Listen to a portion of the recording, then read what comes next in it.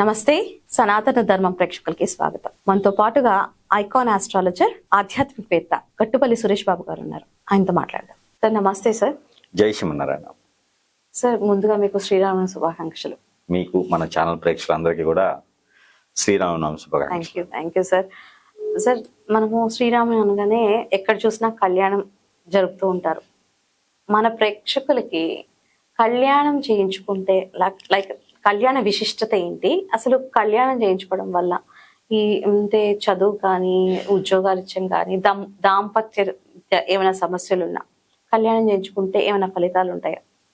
ఇక్కడ శ్రీరామనవమి, ఈ శ్రీరామనవమి అనేది మనం ఇప్పటికీ కూడా చేసుకుంటున్నాము అంటే ఆ స్వామివారు చేసినటువంటి అప్పటి రోజుల్లోనే ఎన్నో రకాలైనటువంటి రిలేషన్స్ కావచ్చు, వాల్యూస్ కావచ్చు, చేసేటువంటి పద్ధతి కావచ్చు, పాలన కావచ్చు, ఒక తండ్రి ఎలా ఉండాలి, కొడుకు ఎలా ఉండాలి, అన్నతమ్ములు ఎలా ఉండాలి, భర్త ఎలా ఉండాలి, భార్య ఎలా ఉండాలి అని నిరూపించి వాళ్ళ ఐడియల్గా మనం ఈరోజు కూడా అదే రకంగా చేసుకుంటున్నాం. సనాతన ధర్మంలో ఉన్నటువంటి ఏదైతే ధర్మాలు ఉన్నాయో అవి పాటించుకుంటూ ఆ రాముడు వారు నిలబెట్టినటువంటి నీతి రీతి కాబట్టి ఏవైతే ఉన్నాయో అవన్నీ కూడా ఈరోజు మనం చేస్తూ ఉన్నాము. అదే దారిలో నడుస్తూ ఉన్నాం, అదే బాటలో కొనసాగుతూ ఉన్నాం. కాబట్టి ఆ శ్రీరామనవమి చేసుకోవడం అనేది పుణ్యఫలం అని చెప్పవచ్చు. మనలో ఉన్నటువంటి సర్వదోషాలు కూడా పటాపంచలేటువంటి ఒక అదృష్టం అని చెప్పొచ్చు. అలానే ఈ సీతమ్మ వారు శ్రీరామనవమి ఏదైతే ఉందో ఇది మంత్రోచ్చారణలతో మారుమూల ప్రాంతాల్లో కూడా చేసేటువంటి విధి ఉంటుంది. అలానే మనకి ఈ సంవత్సరం అయితే కనుక మార్చి 27వ తారీఖు, అలానే మార్చి 27వ తారీఖు 2026 సంవత్సరం వస్తుంది. అంటే మిగులు తగులు వచ్చేటువంటి తిథులు ఉన్నాయి. అప్పుడు 26 చేసుకోవాలా, 27 చేసుకోవాలా, 28 చేసుకోవాలో చాలా మంది అర్థం కాకుండా కానీ భద్రాచలంలో చేసేటువంటి సమయం కానివ్వండి, ఈ సమయం వచ్చేసి మధ్యాహ్నం 12 గంటలకు వస్తుంది. అభిజిత్ లగ్నం, అభిజిత్ లగ్నంలోనే స్వామివారి యొక్క కళ్యాణ మహోత్సవం జరుగుతుంది. కాబట్టి ఈ అభిజిత్ లగ్నము నవమి వెళ్ళిపోయి దశమి అంచుల్లో ఉండేటువంటి తిథి ఉంది అంటే కనుక 27వ తారీఖు మాత్రమే ఉంది. కాబట్టి 27వ తారీఖుని మనము కళ్యాణ మహోత్సవం అనేది జరుపుకోవాలి. ఒకప్పుడు మనకేమయ్యేదంటే స్వామివారి కళ్యాణం చేసేటప్పుడు 5 రోజులు కళ్యాణం చేసేవారు. తంతుగా 5 రోజులు కళ్యాణం అనేది అన్ని 5 రోజులు కళ్యాణం ఎందుకంటే పంచభూతాల సాక్షి అని చెప్పేసి పంచభూతాల సాక్షిగా 5 రోజులు చేసేవారు. అక్కడ అశ్వమేధ యాగాలు జరుపుకుంటూ ఎంతో మంది కోలాహలంగా చేసేటువంటిది లోక కళ్యాణం చేసేటువంటి రీతిలో ఉండేది స్వామివారి యొక్క కళ్యాణ మహోత్సవం. కాలక్రమేణా అంత ఓపిక అంత చేసేటువంటిది ఎవరికి తెలియట్లేదు. కాబట్టి ఇక ఒక 5 గంటల్లోనే చేసేటువంటి కళ్యాణం అయిపోయింది. ఇప్పుడైతే కనుక గంటన్నర కళ్యాణం చేయాలంటే గంటన్నర స్వామివారిదైనా సరే. కాబట్టి ఈ అభిజిత్ లగ్నంలోనే జీలకర్ర బెల్లం పెట్టించేటువంటి సానుకూలం అయితే కనిపిస్తుంది. అలానే కళ్యాణ మహోత్సవంలో ఎవరికైతే ఇబ్బందులు ఉన్నాయో, ఎవరికైతే సమస్యలు ఉన్నాయో, ఎవరికైతే పెళ్లిళ్ళు అవ్వట్లేదో, కాలసర్పదోషం, నాగదోషం, కుజదోషాలు లాంటివి ఉండి, పితృదోషాలు లాంటివి ఉండి, కలత్ర దోషాలు లాంటివి ఉండి ఇబ్బంది పడుకుంటూ ఎన్నో రకాలైనటువంటి శక్తియుక్తులు పొంది ఉన్నప్పటికీ, డబ్బు ఉండి డబ్బు లేనప్పటికీ, జాబ్ ఉండి జాబు లేనప్పటికీ, వ్యాపారం ఉండి వ్యాపారం లేనప్పటికీ కూడా ఎన్నో రకాల సమస్యలతో అమ్మాయి దొరక్క, అబ్బాయి దొరక్క, పెళ్లిళ్ళు అవ్వకుండా ఇప్పటికీ కూడా ఎంతో మంది ఇళ్లలో ఉంటూ ఉన్నారు. అలాంటి వారికి ఈ దోషాలన్నీ కూడా పటాపంచలేలాగా ఆ స్వామివారి కళ్యాణ మహోత్సవంలో పాల్గొనాలి. అలానే స్వామివారి కళ్యాణంకి సంబంధించినటువంటి వస్త్ర రూపానం అంటే పాల్గొనాలంటే వాళ్ళు కూర్చోవచ్చు అంటారా కళ్యాణంలో? కళ్యాణానికి కూర్చోడానికి దంపతులే ముఖ్యంగా ఉండాలి? అలా కదా. కళ్యాణ మహోత్సవానికి సరిపడైనటువంటి వస్తువులు ఉంటాయి. అలానే వీరు చేయవలసింది, కళ్యాణ మహోత్సవం అవ్వట్లేదు అనుకునేవారు, ఇబ్బంది పడేవారు స్వామివారికి ఏం సమర్పించాలి అంటే ఆ జీలకర్ర బెల్లం ఉంటుంది. ఆ జీలకర్ర బెల్లాన్ని ఖర్జూరకాయలు ఎండిని ఉంటాయి, ఖర్జూర పళ్ళు, అలానే ఈ పసుపు కొమ్ములు స్వామివారి కళ్యాణానికి వీరి వంతుగా సమర్పించుకుంటే కనుక వీరికి రానున్నటువంటి రోజుల్లో ఖచ్చితంగా కళ్యాణం అయ్యేటువంటి యోగ్యత ఉంటుంది. అలానే కళ్యాణం అయినటువంటి తరువాత స్వామివారి యొక్క ముత్యాలు కానీ అక్షంతలు కానీ తీసుకొని వెళ్ళేసి ఇంట్లో పెట్టుకొని 3 రోజుల తర్వాత వారికి మీద వేసుకుంటే కూడా కళ్యాణం అనేది జరుగుతూ ఉంటుంది.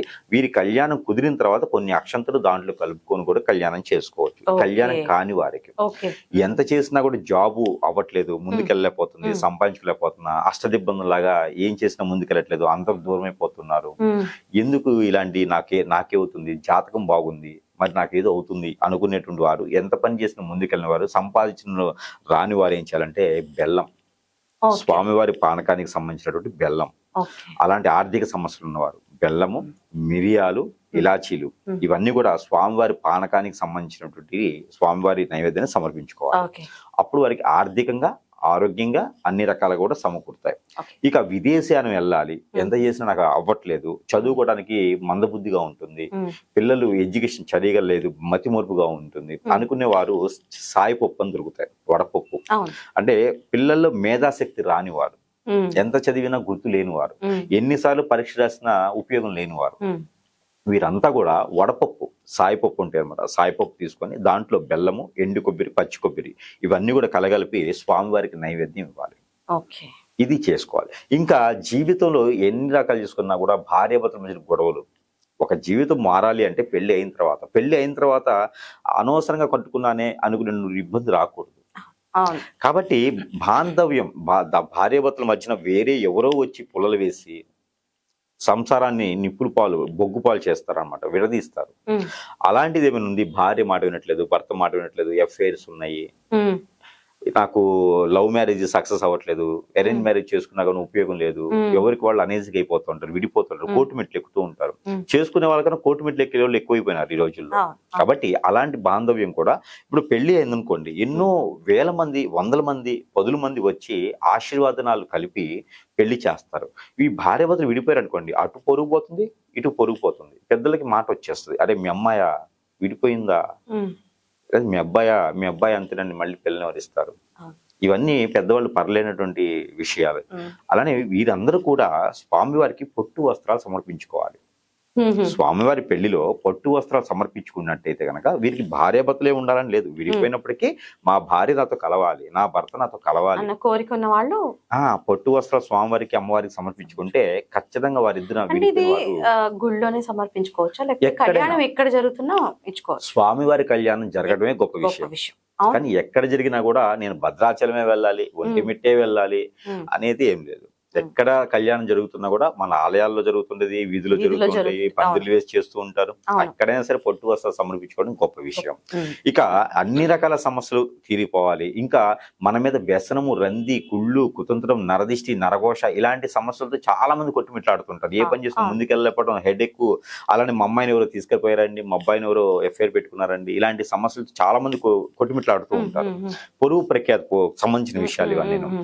ఇలాంటి వాళ్ళందరూ కూడా స్వామివారి భోజనానికి సంబంధించినటువంటి వాటిలో ఏదైనా సరే పప్పు, ఉప్పు, చింతపండు, నూనె లాంటివి ఏదైనా ఉంటే, రైస్ లాంటివి స్వామివారి నైవేద్యానికి సమర్పించుకోవాలి. ఆ నైవేద్యాన్ని ఎంతో మంది వచ్చేటువంటి భక్తులకి అన్నదానం చేయాలి. ఇలా చేసినట్టయితే వారి మీద ఉన్నటువంటి నెగిటివిటీ, నరదిష్టి, నరఘోష, శత్రుభయం, శత్రుపేడ, ఆర్థిక సమస్య, ఆరోగ్య సమస్య, అలానే వీరికి హిప్నాటిజం, బ్లాక్ మ్యాజిక్, వశీకరణ, భాగముఖి లాంటివి ఏమైనా అయినా కూడా, మందు పెట్ట లాంటివి ఉన్నా కూడా కొంతమేర ఉపశమనం అయితే లభ్యపడుతుంది. ఇక ఈ సీతారాముల కళ్యాణ మహోత్సవంలో అయితే ప్రతి ఒక్కరు కూడా పాలు పంచుకోవాల్సిన విషయమే. ప్రతి ఒక్కరు కూడా పాలు పంచుకొని ఎవరైతే ఈ సంవత్సరం పెళ్లిళ్ళు చేసుకోవాలనుకుంటున్నారో, జీవితంలో మొదటిగా ముందుకు వెళ్ళాలనుకుంటున్నారో, ఇలాంటి వారు లాంటి వైరస్ లాంటి మన భారతదేశానికి కాదు ఇరు దేశాల్లో కూడా ఎలాంటి గండాలు కూడా మన జాతక రీత్యా కావచ్చు, మన యొక్క గోచార రీత్యా కావచ్చు, గండాలు కూడా మనకు రాకుండా ఉండేందుకు ఎన్నో రకాలటువంటి సానుకూలత చేసేందుకు స్వామివారి కళ్యాణం మనకి మహోత్సవం అనేది మనకి పడుతుంది కాబట్టి, ఉపయోగపడుతుంది కాబట్టి ఈ విధంగా స్వామివారి కళ్యాణం చేసుకుంటే అందరూ కూడా సుఖంగా ఉంటారు. థ్యాంక్ యూ సార్, ధన్యవాదాలు.